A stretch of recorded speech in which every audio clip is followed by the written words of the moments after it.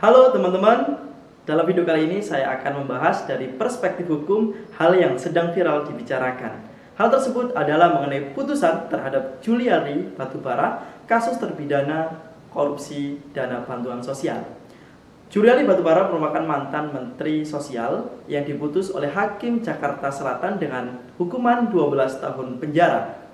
Pasal yang dijerat adalah pasal 12B Undang-Undang Tipikor.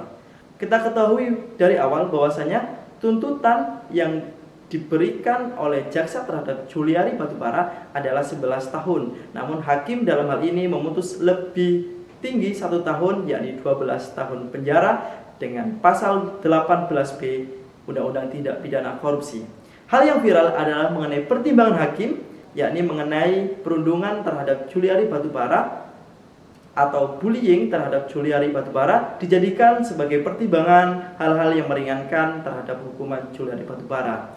Kita ketahui bahwasanya hal-hal yang meringankan dan hal-hal yang memberatkan merupakan kewajiban hakim harus dicantumkan di dalam putusan. Kita ketahui bahwasanya di dalam putusan-putusan pidana sebelum amar putusan di paling bawah, yakni mengenai pertimbangan hukum hakim, ada hal-hal yang meringankan dan hal-hal yang memberatkan. Hal tersebut diatur di dalam pasal 197 Kitab Undang-Undang Hukum Acara Pidana. Menjadi suatu kewajiban dicantumkannya hal-hal yang meringankan dan memberatkan. Ketika tidak dicantumkan, maka putusan tersebut batal demi hukum.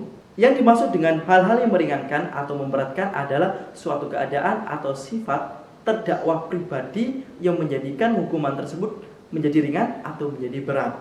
Kita ketahui dalam putusan-putusan pidana, hal-hal yang meringankan dan memberatkan yang sering dipakai oleh hakim adalah yang pertama, bahwasanya terdakwa masih muda. Yang kedua, terdakwa merupakan tulang punggung keluarga. Yang ketiga, bahwasanya terdakwa sakit-sakitan.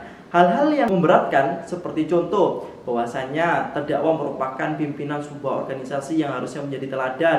Yang kedua, beliau merupakan pejabat. Itu merupakan hal-hal yang memberatkan di dalam hukuman. Hukuman minimal yang didakwakan terhadap Juliari Batubara adalah 4 tahun atau penjara dengan paling tinggi 20 tahun atau hukuman seumur hidup. Hakim mempertimbangkan hal-hal tersebut dijadikan dasar dalam menentukan berapa tahun suatu terdakwa di penjara. Dalam kasus ini Juliari Batubara diputus 12 tahun penjara dengan hal yang meringankan. Alasan hakim adalah Juliari Batubara menerima cacian atau makian dari masyarakat. Respon masyarakat berupa cacian atau perundungan terhadap Juliari Batubara merupakan hal yang sangat wajar atau konsekuensi yang harus diterima oleh Juliari Batubara, karena perbuatan korupsi tersebut adalah perbuatan yang tidak patut. Terlebih lagi perbuatan tersebut dilakukan di masa sulit pandemi COVID-19 seperti ini. Jadi, menurut pribadi saya, bahwasanya pertimbangan hakim kurang tepat yang di dalamnya mempertimbangkan perundungan atau bullying masyarakat sebagai hal-hal yang meringankan dalam putusan terhadap Juliari Batubara.